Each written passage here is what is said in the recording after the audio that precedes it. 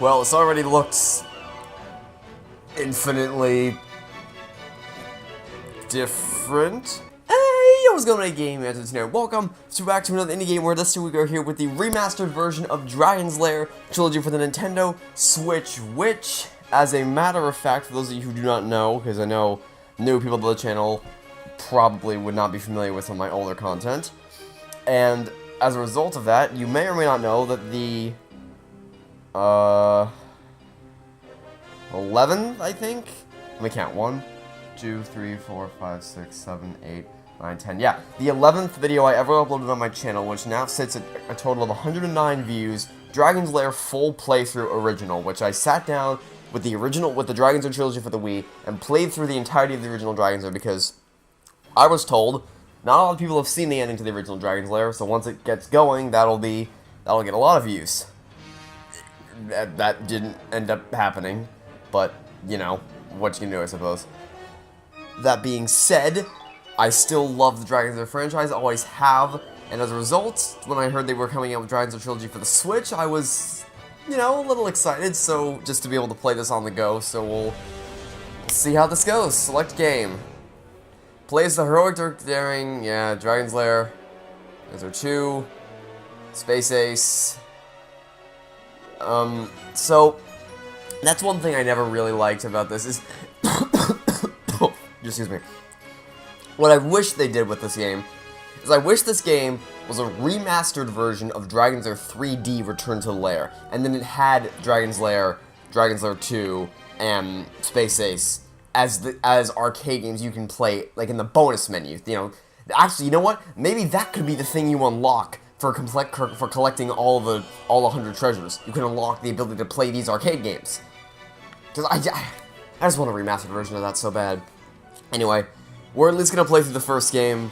Maybe we'll do the second in Space Ace, I don't know. Also, you're going to give me the ability, okay. Okay, you are going to give me the ability to adjust scores. What extras? What's... Ah, I see. Okay, I don't like this new interface. The old interface was a lot cleaner. It was just 3 arcade machines sitting in a room, and you went between the 3 of them and chose your experience. I don't know, okay, are you gonna give me the ability to adjust my settings? Yes, you are. Okay. Step 1, change this to hard. Step 2, okay, yeah, we wanted arcade. Arcade cabinet. What's arcade cabinet? I'm guessing this is like a UI thing that it shows us. Tell you what, we'll keep it on for the first one, and then we'll see how it goes from there. Sure, we'll keep it with 3 lives and play game. Version controls, pause, and sword. Okay, I definitely am not going to use the analog stick for directional controls because I need precision. Oh, why do I need to play a tutorial to know how to play this game? I don't need a tutorial. Oh, this is... Okay, so the original game had a tutorial, but it was an option. You did not have to play it if you didn't want to. You could just, you know, you could go to the arcade machines and just immediately dive into the game you wanted to play. Now, I could understand having a tutorial if it didn't show us the control scheme 30 seconds beforehand. It did. So... Oh, is that gonna be in the center of the screen the whole time? Oh, please tell me that's not going to be in the center of the screen the whole time.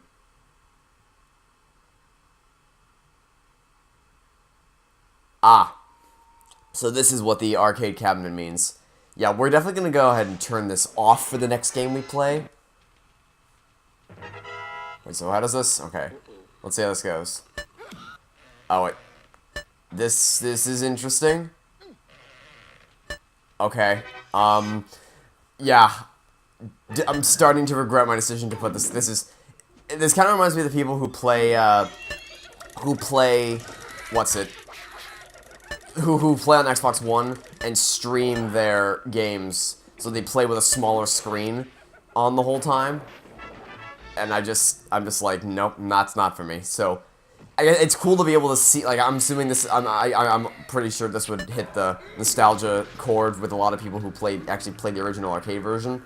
On that note, my friend and I went to Universal in December. She she and her family took me there, I almost got bipped by the ball, and over there happens to be actually an arcade machine. Why is there a Dragon's arcade machine there, you may ask? Well, you see, the answer is that because for Stranger Things, they play Dragon's Lair, which, by the way, is an awesome detail. Whoever decided to have the characters from Stranger Things, I definitely hit the sword.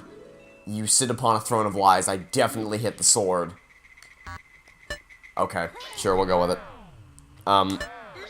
Anyway, what was it? I did not hit left. I hit right. Okay. Because whoever's decision it was to have the characters from the show play Dragon's Lair, you deserve a promotion. That was incredible. To give this game more exposure than it has, because this isn't. I mean, it's revolutionary in that it's a laserdisc animated video game in an arcade. That just wasn't a thing that happened a lot in arcade games. So it's revolutionary for that. And yet, when I ask people about this, nobody seems to be aware that this game exists, right? I understand if people don't know about Dragon's Lair 3 Return to Lair, because that's more along the lines of stuff like, you know, SpongeBob SquarePants Battle for Bikini Bottom. But then again, I did not. What do you mean? Okay, we're getting rid of the stupid small screen. Give me the big screen, please. Yeah, out with small screen. I want big screen. Yeah, no. Away with you. Would you like to continue to get what? No. What? It would just start me at the game over screen. Okay, off, please. Thank you very much. Yeah, so because for Stranger Things they had the characters play Dragons Are in the first episode of season 2. They had the arcade machine on display for people to actually play, which is a really cool detail. So I actually got to see one of these things. But for people who actually played the original arcade game back in the 80s when it was a big thing, I imagine seeing that probably strikes a much bigger nostalgia chord. However, I'd like a big screen to play this on. Thanks. I'm playing it on my TV for a reason. If I wanted to play it on this, oh god, can you imagine playing it can you imagine playing with the arcade cabinet turned? Okay, that was a little early on that one. With the arcade cabinet turned on. Okay, are you gonna bone me again? Are you gonna bone me again with your freaking not registering my sword? Assuming you're gonna bone me again. Nope, no. Are we gonna do it this time? We're gonna do it this time. Okay, cool.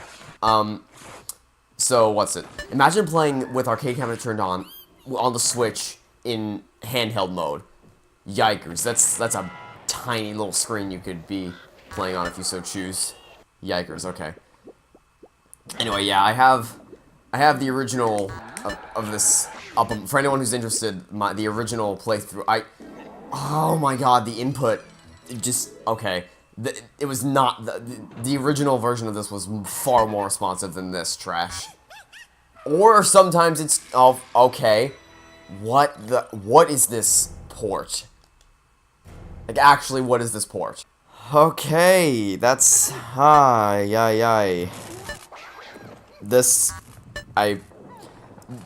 the Wii version, it was far more responsive than it's being currently. It's just not registering my inputs, so I don't know. Maybe maybe because I have the moves for this memorized. I don't know why I didn't turn Move Guide off. Maybe the timing that's being shown there is like when I would ordinarily press this button is slightly different than what the game wants me to press. So maybe it's just that my timing is not lining up with when the game wants me to press it. So like our time, I don't know, something like that. Maybe I don't know. We're already in the Mudmen scene. And this is a fairly simple room. Unless they change the move scheme, it's just one sword and then a bunch of ups. That's my dad had printed out a little cheat sheet for this game with all the move commands for each room, so I had that memorized fairly quickly. With the amount of times I played this, I had that memorized fairly quickly. Of course, I first played this game on DVD, where there was a little yellow diamond in the bottom right-hand corner of the screen, and it would prompt you to press buttons as they popped up. Or not, sorry. It would be an empty yellow diamond, and then every time you had to move, it would completely freeze the game. Actually, you know what? I'll demonstrate what it was like for this room. For this room, it would be like...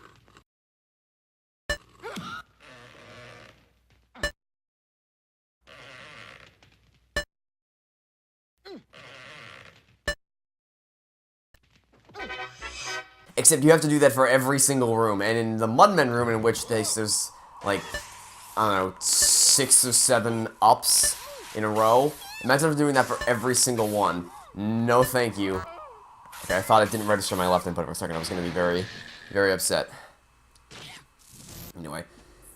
Yeah, so that was my first version of playing it, and as a result, a lot of things were different about it. For instance, in the home version, everything's, excuse me, in a structured order that that doesn't change. In the arcade version, you go through a different set of rooms, excuse me, or you go through the list of the order in which you go through the rooms is different every time. But for the home version, it's the same all the time. All the mirrored rooms line up back against each other. In the very end, or sorry, leading up to the that was my bad. I hit that was false. That was bad timing. Actually, perfect timing for here because this leads into it was the mirrored. All the mirrored levels, which by the way, the mirrored levels are pointless. I've always thought that the mirrored levels were completely pointless. But it was those, they got those out of the way, and then it was the Whirlpool, the Lizard King, and the, the Mudmen, and then the Dragon's Lair. And then in the 20th Anniversary Edition, which is actually, that's where I discovered the Starcade episode of this, which was a really great episode. It's the only episode I've ever seen of Starcade, but, you know, the one I did see was good. And, what else was it about? Right, they showed bonus scenes that I hadn't previously seen. So they had a whole extra level, the gargoyle level. And then they had alternate versions of some of the other levels throughout the game. So some of the ones that stand out to me are the opening level, and that's the one where you can, when you fall through the hole. Because remember, on the home version, one of the main differences is that instead of just running straight into the castle, there's actually an extra scene where you fall through the drawbridge, and then you have to fight the tentacles. There's an option where you can just pull yourself up instead of having to fight. And then here, another option, there's a lot of different ways you can go here. This is another one of the alternate ones for the 20th Anniversary Edition. There was a hole in the wall that you could climb up through the tower. What were the other different ones? I know the entrance one was different, and that there was an actual, a lot of holes. There was a hole that there was a log you can move out of the way, and then go through the hole in the ground, which was interesting. And then what else was there? I'm trying to think of all the. Actually, was this? I think this might have been one of the ones. I think you could, if you wanted to, I was too early. I think you could have gone through the other door if you wanted to in that one. This is gonna drive me crazy now. I'm trying to think of all the altered levels. Snake Room, I think. Was Snake Room different? I think Snake Room is different. Maybe. Haunted Hallways was different. You could have gone through any of the different hallways, and for a moment it was just walking. For the most part, it was just walking down the hall, like. Doop, doop, doop. I don't know. It was weird. Oh, I'm gonna be thinking about that for the round cage was another one. The wall was the one where that's the one that I messed up where my leg got caught in the door. You could, if you wanted, you could go to the left or the right. If you went to the left, that took you just to the next part of the level anyway. And then the right took you through a series of platforms you had to parkour over. Yeah. And then if you went up, then that would take you along the normal route anyway.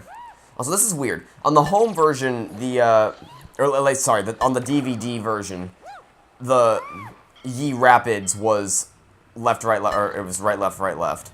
And then here it's the same. But for Ye Rapids, it wasn't up, which it kind of makes sense for it to be up, because you are going up. You're not really going left or right, but you know what you're gonna do, I suppose. Okay, we'll see the ones that I'll probably recognize the ones that were like, this is the one. You see that hole right there on the top right of the screen? That was the one that you were supposed to, that you could have gone through. This one was not different. This one wasn't different, I don't believe. Yeah, no, this was the same. Well, when we come across the levels, I'll probably recognize which ones were and weren't altered. This one I'm pretty sure was the same. Because even if I don't remember what was different about it, what I'm trying to do to try and help myself remember which ones were different is trying to think of what would be different about it if I was to remake this level. How would I make it different? And if I can't think of anything super obvious, then it probably wasn't remade. I think I might have listed all of them. Oh, what am I talking about? The potion room, the cauldron, where you have all the potions along the wall. You can choose to drink some of those potions if you want. We could leave right away, I'm pretty sure. Oh, this room! I forgot about the tentacle room. Yeah, apparently there's actually a door behind this little weapon rack in the other version. There's a lot of different ways that this room is really, really different in the 20th Anniversary Remastered Edition. Oh, this room! Oh, I keep forgetting so many rooms! Apparently there's a hatch you can come through with something, and then you could fall through the back. I don't know, this, pool room... I think pool room actually was different. I think you could choose to go either way if you wanted to. This, I'm pretty sure, was the same, because I remember... Because one of the things that was different about across all altered levels is that... the throne room. Is that the animation style was it was less polished because they never made it into the finished product. They weren't as polished, so it was a very distinct difference in the animation. So I remember going from and there was also less effort put into the sound design as well. So I remember going from the sort of lifeless sound of the catwalks to the very lively bat room. I pressed up. What do you mean? And the bat was that was noticeable because the bat was normal. Oh, are we coming up on the end? When it starts giving us the same rooms over and over again, we're coming up on. It means we're coming up on the end because because typically when you die, it gives you a different room. But if it gives you the same room again, that means that you're out of rooms to give. So does that mean? Yeah. Oh no, I didn't. Oh, I'm telling you, these input problems were not an issue in the original version of this game. Maybe it's just that I'm rusty, but I'm pretty sure I'm just. Again, I pressed the up button, but it didn't register. Okay. These button inputs, the input was much more consistent on the Wii version, I'm pretty sure. Yeah, we're coming up at the end. These are all the ones that we died on previously. So now it's recycling. It's giving us the ones. Yeah, okay, so this is the most recent one we died on, so we're coming up. I'm pretty sure, actually, the Dragon's Lair might be next. I'm losing track of all the ones that we haven't done, but I'm pretty sure this is the last one, so Dragon's Lair? Yes, Dragon's Lair, okay. I can only imagine what it was like to be a kid in the 80s. You go to the arcade, you're with your, just like in Stranger Things, you're with your friends, because, I mean, my dad had told me stories about what it was like to go to the arcade on the weekend and just spend all your money on this game, and then work together as a team to try to actually slay the dragon. So he had told me those kinds of stories even before I saw Stranger Things. But I'll never be able to truly understand what it was like, because there's things like the Sans boss fight, which sapped almost all my strength. There's stuff like, do I want to include the piano room from Indiana Jones and the Staff of Kings on this list? Maybe, I don't know. There's just, point being, oh, there's the kelp vines from Sundown SquarePants Battle for Bikini Bottom. The point being, there are levels that take a lot of energy and a lot of dedication and time and skill and strategy to get through. But I don't think I'll ever, in a million years, be able to properly understand precisely how difficult it must have been as a team. What do you mean? What is this button? Actually, what are these button inputs? I'm pressing the buttons. You can hear me pressing the button like that. You can even hear me spamming the buttons beforehand, just because I'm trying desperately for the game to register that I'm actually hitting these buttons. But yeah, it'd be one thing if this happened on the Wii version too. Then I could just chalk it up to me being bad. But no, this did not happen on the Wii version, nor has it happened across any version of Dragon's Lair that I've ever played. But I don't know. Anyway. Like I said, I've had those game experiences where you finally overcome a difficult challenge, but I don't think I'll ever be able to truly understand and empathize with people like my dad, who went to the arcade, who spent all their money on the game, who what he said is they had each person in their team of friends would memorize a certain section of rooms, and then they would trade off. So when that, like, it's like, okay, Mudman room, I got this one. By the way, whoever had Mudman room in that group, he was just there to pretend like he was useful, because that one was actually me pressing the wrong button. Oh wait, what? Okay, so not only do we have incorrect button input, okay, not only do we have, Jesus Christ, what is this port? Not only do we have me pressing the correct button and it not registering, we have me pressing the incorrect button and it registering as correct. This just didn't happen on the original. Anyway, whoever had the Mudman, like, they memorized certain chunks of the game, and then they would put, with their powers combined, would be able to overcome the dragon and beat it.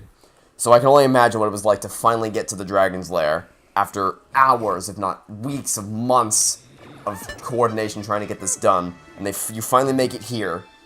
And you die because you're like, we don't have a cheat sheet. We haven't memorized this far. Because you basically have to save all your lives and just hope that the amount of mulligans you get here is enough. But I'll never know what that's like because I have all these buttons memorized. So I can only hear stories. I can only imagine. But for anyone who is alive to tell the tale, to anyone who lived in this time period to know, who can empathize with the people who did this, who played this in an effort to slay Sins the Dragon, I feel your pain. Well, I can't feel, I'll never be able to feel your pain, but I can imagine your pain. So, you have my condolences. I just wish more people knew about this, because this really is a phenomenal game. The 3D Dragons of the Return to Lair is oh, you know what, yeah, bug off with the high score thing. I don't care. I like it better just because that's a game I actually grew up with, right? That was a game that released when I was alive. So I was actually, you know, I was in the world to be able to play that game when it came out. I can't say the same for Dragons, so it'll always hold a more special place in my heart, but without the original, that game would not exist. Now the question is, do I want to do, I mean, that took 24 minutes. Do we want to do 2 in, I don't think I'm going to do 2 in Spaces. This is just to show off. Okay, so as much as I love Dragon's Lair, which I always have, I always will, this port does not impress me. First off, this menu screen, why are the arcade cabinets just seemingly floating in midair? Why can't we just have the room we were in previously? Like, I imagine how cool it would have been too. Like, to actually see us in an arcade instead of just a gray box room with arcades there. Or with arcade cabinets there. Yeah, even if I was to put the clunky UI aside, the button inputs, both working for me and against me, just, I don't know what they did, but something's wrong here. This is, I don't know, this is definitely not the seamless experience that I was used to with Dragon's Lair, but anyway, that's going to do for this episode of Indie Games, so I'll thank you all for watching. Stay tuned for the next episode, and until then, it's been a game. That's the scene signing off, saying hope you have a fantastic, good day, and I will catch you next time for some more Indie Games. Goodbye!